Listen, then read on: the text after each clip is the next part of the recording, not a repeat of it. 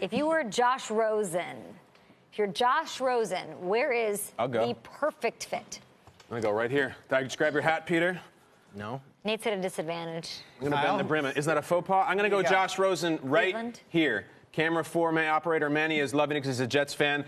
Josh Rosen, I think, needs to go someplace that is going to be a fit for him in the community. I had the most New York day ever yesterday, Kay. I walked out of here. I had some Thai food off a food truck. I went to MoMA. I went to the Museum of Modern Art. I've never been there before. Saw water lilies and Starry Night and all that. Culture, sophistication. I like Josh Rosen. I also think he could learn a lot from Josh McCown, a guy who's been everywhere, seen everything, knows what to say, what not to say. Sit on the bench for a little bit. Enjoy Manhattan. Be you. Josh Rosen to the Big Apple. All I can think about is that we need to send this hat to Tony Richardson.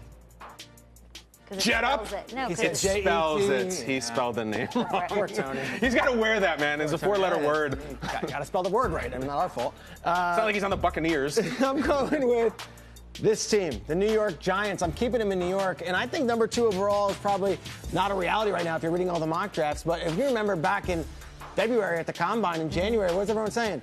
He had the best Combine. He threw the best. Right. He's that good. Right. And look, if Darnold goes number 1 to the Browns, what better place for him than New York City where he can learn from Eli Manning, can wait a year, can then get in and have all those weapons. And if Odell and all these guys are going to get older, and Ingram and Sterling Shepard, you need a quarterback. I think Josh Rosen is the most precise quarterback of all. He's got some New York attitude. I like it. But you just said it. You said he threw the best. He had the best combine. So if he did all that, why would you want that guy to sit down and wait a year? Why don't you put him in a position where he can fight for that number 1 spot? Now, listen, we love McCarron, and maybe he is a starter for the future. But right now, if you go in that situation and he is a guy that can play immediately, yeah, you put him in a scenario in a place like this. And on top of that, it's the Buffalo Bills. It's not this huge market where he's going to get lost in the sauce. He can go out there, focus on football, and focus on lighting up the skies. I'm going with the Buffalo Bills. I think for any quarterback, my perfect fit somewhere that he can sit.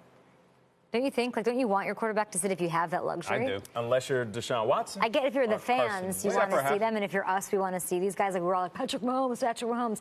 But Eli, sort of different personality than what we know of Rosen. Yeah. I feel like he could learn a lot sitting there. He could, but certain guys are ready to play now, though. Yeah, fair. All right, next up, if you were Baker Mayfield, which team would be your perfect fit? Go.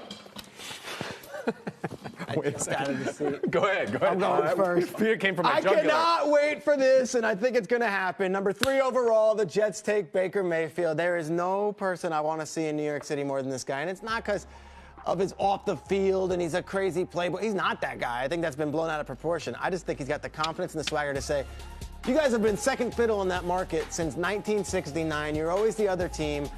I'm going to make you the team. Baker Mayfield throws people on his back. He's always been the underdog. He was a walk-on at Texas Tech before leaving and going to Oklahoma and winning the job outright. I love his energy. I love his passion. I think he represents the Jets fans. Always being the underdog, always being the second. This is the guy, Baker Mayfield to the Jets. Hey, what are you wearing? And then you have Jamal Adams on the defensive side of the ball as sort of the fiery leader to balance it. That's nice, true. young, fun team. Kyle looked at me. Nate, what are you wearing? What are you doing? Man? Listen, you guys are familiar that the New England Patriots got a couple picks, right, in that deal with L.A. I feel like this is the perfect scenario.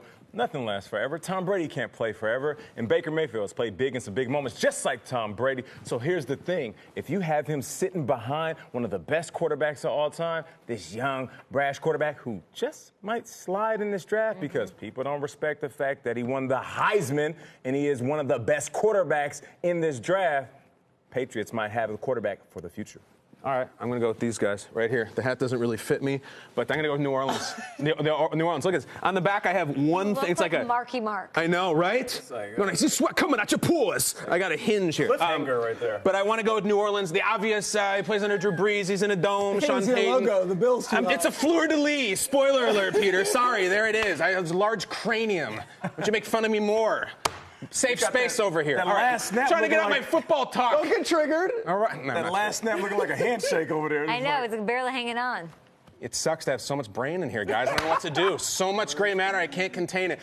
It's the Superdome up here, which is my segue to the Saints. You know, the whole deal is... That's right, it's the Superdome. Jerry World. Everyone, Baker, you got to rein in that attitude. Rein it in.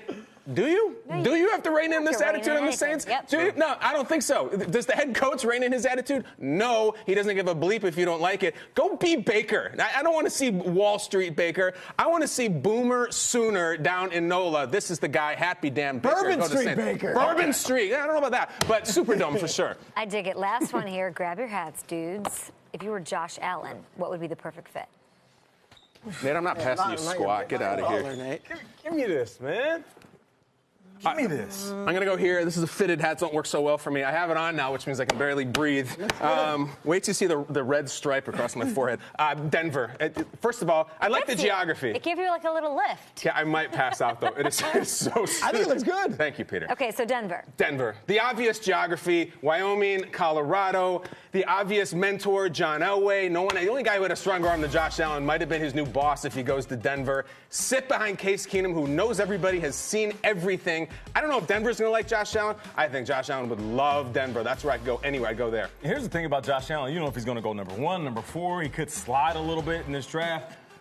I'm going with the Cleveland Browns. Listen, they already have Tyrod Taylor. They got my guy Drew Stanton. To learn from 2 quarterbacks in a situation where you don't have to play right away, where even if you do end up winning a job a couple years later, you're going to be surrounded by a ton of talent. So I'm going with the Cleveland Browns. They could use a big guy in Cleveland.